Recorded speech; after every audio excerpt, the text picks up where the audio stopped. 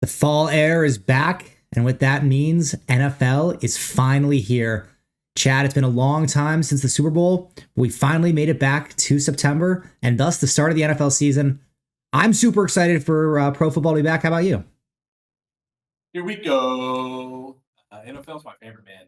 NCAA, but NFL's just that's my favorite thing to watch, favorite thing to gamble on, favorite thing to participate in. So I'm pretty excited about the season, man. Me too. Well, here we are here today talking about NFL preseason future bets. We're gonna go over some win totals, our picks for who's gonna make the Super Bowl, and some MVP talk too. A lot of stuff to go over here. As always, hit that subscribe button to be notified every single time we post a brand new video here on the BroThrow YouTube channel. We're doing NFL college picks all season long with your host. I'm Jake alongside Chad. So let's hop right into it.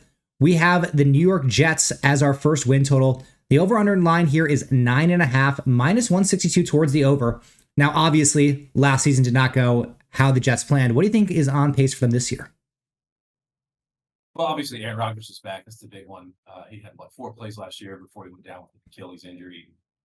Zach Wilson took over, and I mean, the simple math here is Zach Wilson and the squad won 7 games. So I think that you can attribute at least 3 games to Aaron Rodgers. I mean, this is kind of an easy one for me. You got Aaron Rodgers, Garrett Wilson, Brees Hall, and probably one of, if not the top defense in the NFL this year. So this one really jumped off the paper to me, and it's kind of my favorite this season to go in and not only beat the over, but potentially win their division. Yeah, the division definitely seems ripe for the taking, right? As we're going to get to in a second, the Bills lost a lot of talent. The Patriots, they picked in the top 3 for a reason. And Miami is definitely going to be competitive, but there's no reason why Miami can't have a good season, and the Jets also have a good season going over this number. Because of their, relatively low win total last year, they have a relatively easier schedule, getting to play the number 3 seeds in their opposing divisions because the Bills and the Dolphins finished ahead of them. So that should help lead them to a little bit easier schedule. I do agree with you. I like this pick a lot with Rodgers coming back and all the offensive talent around him. You think that, they're poised and ready to go. Well, speaking of the Bills, their over-under is 10.5, and I love the under here at minus 164. Similarly to the Jets getting back Rodgers, the Bills lost a lot of talent. Stephon Diggs, the number 1 receiver, is gone. Gabe Davis, their number 2 receiver, is gone. They were 11-6 last year, so in order to hit this figure, they have to match last year's record, and I just believe with the offensive losses, especially at that receiver position, they're not going to be able to do so. Josh Allen is a hell of a player. I like him a lot. I think he can single-handedly will them to victory in time, but they have a tough schedule, all things considered, and I don't see them being better than last year's team with the heavy receiver losses. Yeah, man, I completely agree with you here. It just seems like a down year for them. They lost a lot of touches in the offseason. Number 1, Stephon Diggs. I mean, that's a huge loss for them. That was Josh Allen's go-to guy. They're going to pick that back up with Curtis Samuel, I guess Keon Coleman from the rookie draft. The other thing that I think not a lot of people are really talking about is Devin Singletary.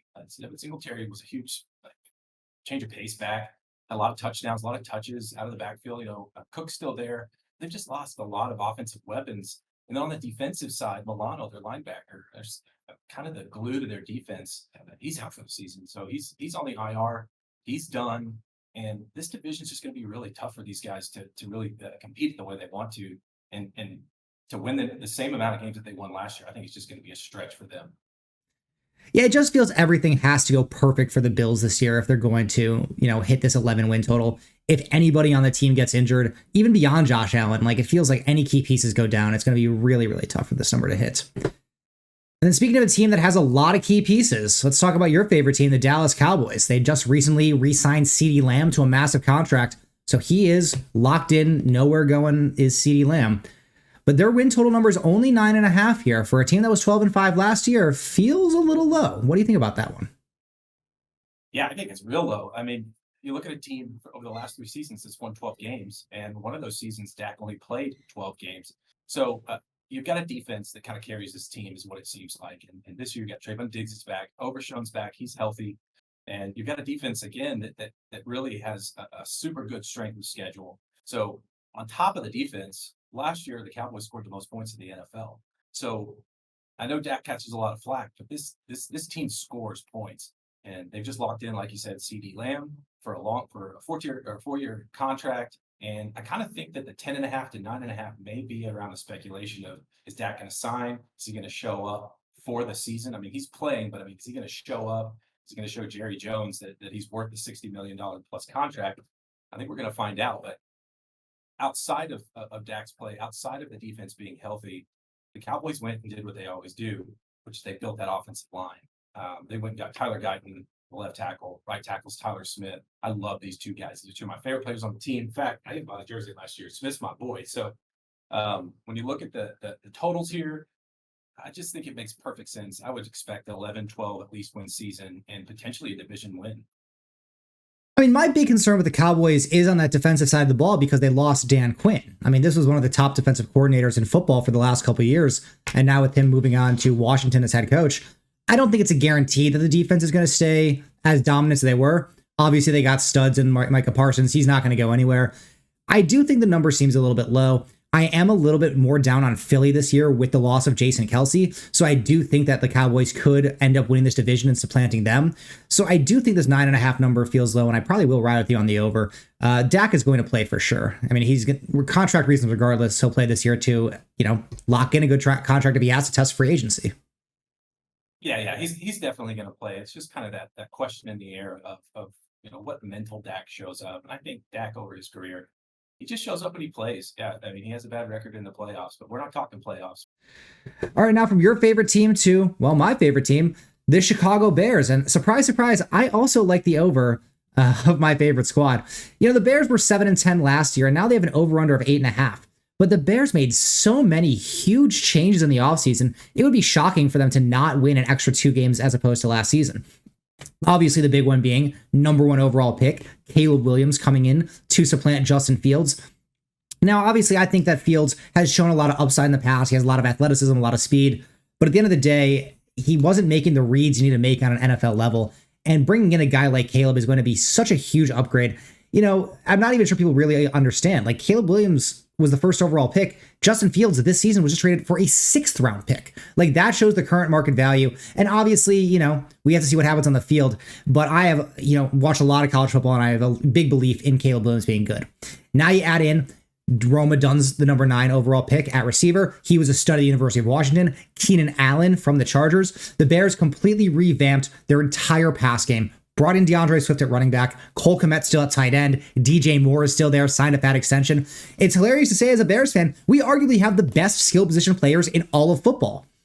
Now you add that to the defense. Once Montez Sweat came in last year, the Bears defense completely flipped around. The defense in the first half of the season, horrible, horrific. I'll readily admit that. But ever since he came in, it was a lot better. I think the team showed a lot of improvement. It's on the rise. You bring in all these new studs on offense. Good schedule. Love the Bears over 8.5 wins this year.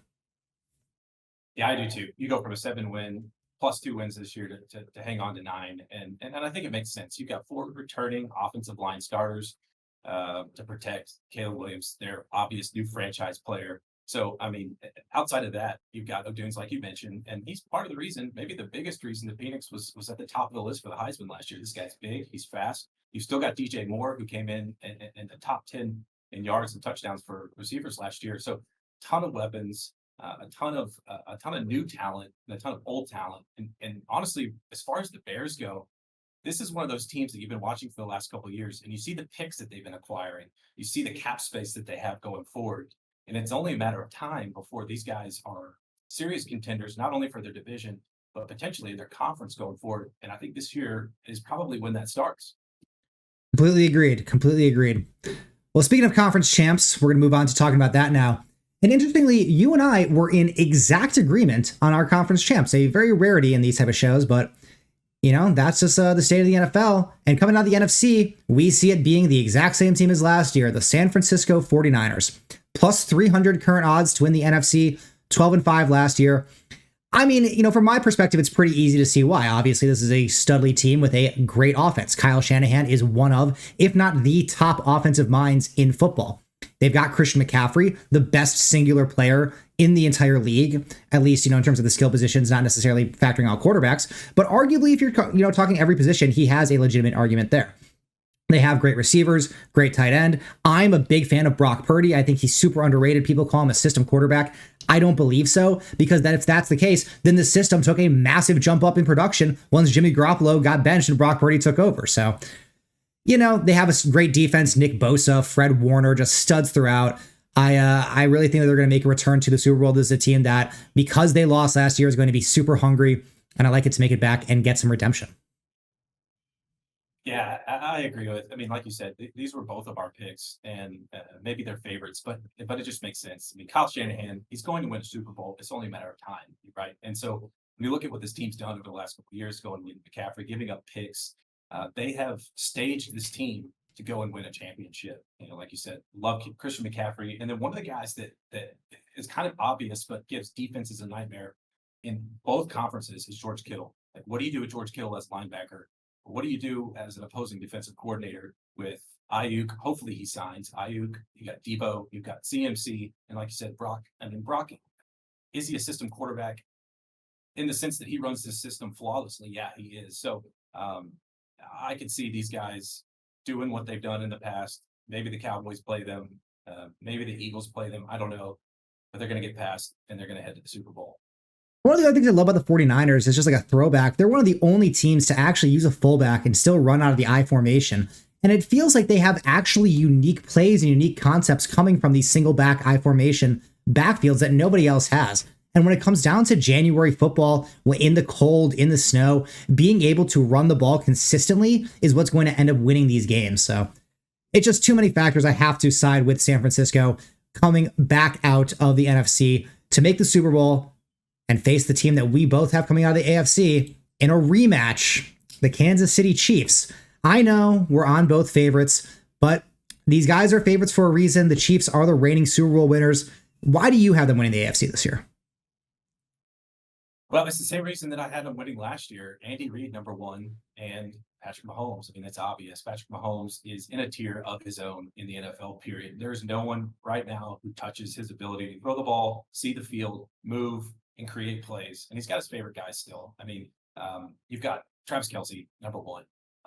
Isaiah Pacheco is kind of the first time that the Chiefs have really had a starting running back that they can rely on that's not out of a committee since Jamal Charles. And I heard someone say he runs like he's angry at the ground. And yeah, he does run that way. And he runs like he's angry at the linebackers too. So when you just talk about their offense and the ability for them to go and score points, and the underrated thing is, they have the ability to go and just win football games. Whatever it is, they pull it out of their hat, backwards, behind the back pass, a no-look pass, whatever it is. Andy's ability to scheme and win is really unmatched in the NFL, I think. Yeah, I was a little down on Kansas City last year, right? They had to bring in Matt Nagy as the offensive coordinator. Now, I'm a Bears fan. Matt Nagy, worst coach in the history of the NFL. So actually having him in a position of power, I thought, was a recipe for disaster. But Andy Reid, as you said, is a genius. He kept him as that glorified water boy role, and the Chiefs soared to the Super Bowl win. It's tough to see them getting worse from last season, right? They had lost Tyreek Hill, still ended up, doing fine on offense. Now they bring in Xavier Worthy, a really great first-round pick receiver. He's super fast. He can replicate that Tyreek Hill role that they wanted to run in the past. So the offense might even be better than it was last year. Their defense is still, decent to solid. At the very least, as you said, it seems like they step up when it matters most. And you look around the rest of the AFC, Joe Burrow is coming off injury. Aaron Rodgers coming off injury. CJ Stroud and the Texans. Do you trust the second-year guy, who's playing with Stephon Diggs, a new guy for the first time? We'll see. I definitely think it could be some competition, but at the end of the day, I'm putting my money on the plus 350 Chiefs on that Super Bowl rematch. Well, from conference champs to MVP, my pick for the MVP this year is Christian McCaffrey. As I mentioned before in our, NFC Champions talk, the guy is a complete stud. The offensive player of the year last year in the NFL, third in MVP voting. He was 300 yards clear of the number 2 rusher in the NFL last year. Now, obviously, the big concern with McCaffrey is A, staying healthy, and B, being able to beat out all the quarterbacks, because it seems like the MVP has been a quarterback vote very recently. But because of McCaffrey's recent dominance and because of, I think, San Francisco's success, we're going to have another scenario where if they're the number 1 seed, 2 or 3 games potentially clear of the next best team in the NFC, people are going to start looking at it and say, why do we have to vote for Brock Purdy when Christian McCaffrey is the one who's carrying this team? If there's no other person who really stands out stats-wise, right? We saw Tua lead the league last year in passing. He didn't get really any consideration. Dak got second. Lamar won the MVP. But it kind of felt like people were looking for reasons to vote, for the MVP, and McCaffrey could have legitimately won the award last year. I think he's due for another huge season, and if they, can get to a number one performance after last year in the Super Bowl, I think voters would be very willing to vote for him, and at plus 5,000, the odds are very, very tempting for the guy who's clearly the best player on the best team in the NFC. Yeah, man, I think that as far as a long shot goes, at plus 5,000, this is a great pick. I mean, last year he had 21 total touchdowns, over 2,000 yards total offense, and he's the key to this offense, right? I mean, they scheme, Kyle Shanahan schemes around Christian McCaffrey. So if there's someone they want to get the ball to, someone they're going to give the ball to when the game's on the line, it's Christian McCaffrey. So outside of the quarterbacks, like you said, I think he finished I think you said fourth last year in the voting. He's a running back. Third. I think third. And yeah, that's a great long shot. Great pick. Well, from a guy who's never won the MVP, your pick has won the MVP before. And unlike McCaffrey, who was minus 200 every week to score a touchdown, this guy was on the sidelines last year. But you got him to come back with a vengeance. Yeah, no surprise. I picked the Jets on the over. I like the Jets to win their division, and I like Aaron Rodgers as somewhat of a long shot to win his 5th MVP. If he wins 5, then he ties Peyton Manning, my all-time favorite quarterback. So, like I said earlier, he has the weapons. He's got Garrett Wilson, who's one of my favorite receivers in the NFL. He's got Breece Hall, who's also just a crazy dynamic running back, speed, pass catcher. He can run the ball up the middle. They've got potentially one of the best defenses in the league. And that's going to be important whenever it comes down to, like you said, with San Francisco, you get to the end of the season, they win their division, they're moving through in January. And Aaron Rodgers, who's done it before 4 other times, I love this guy. I love him on the comeback. I know he's a little bit older, but we've seen before that older quarterbacks can win the MVP. And what's not to love here? I love the 2,500 plus 2,500. Let's go make some money.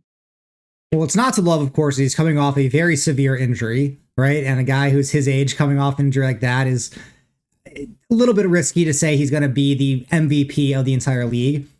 I do agree with you with the team success. They should have the team success that will keep him in the conversation. The question really is going to be for him, will he have the passing yards numbers, the touchdown numbers? We know he probably won't have a very high interception figure. He generally does have a pretty good touchdown interception ratio. But if you're comparing him to guys like Mahomes or, Jalen Hurts or Josh Allen, will he have the same level of success as those guys numbers wise? I think he could. I think it's a decent shot at plus 2,500. But the health thing is what mostly concerns me, aside from the fact that, he's a former Packer. Yeah, I think that if you buy into the witch doctor stuff that he did in the offseason, which is sort of a joke, but, watching him throughout the preseason, kind of following his progress for other purposes. I've watched him all off season for fantasy football purposes. I think he's going to be okay. Guys come back from Achilles. This happened at the beginning of the season last year, so he's had a full year to recover. And we'll see. Yeah, I mean the injury thing could happen to anybody. And is he more prone? Maybe, but even still, maybe this is a long shot.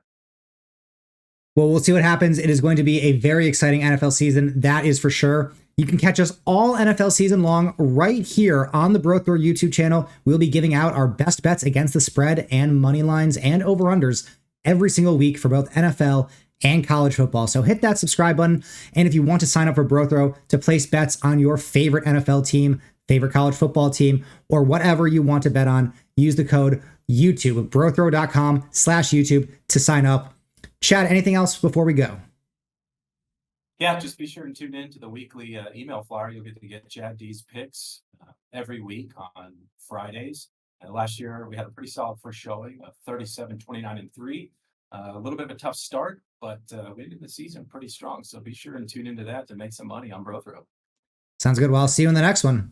Take care, everybody.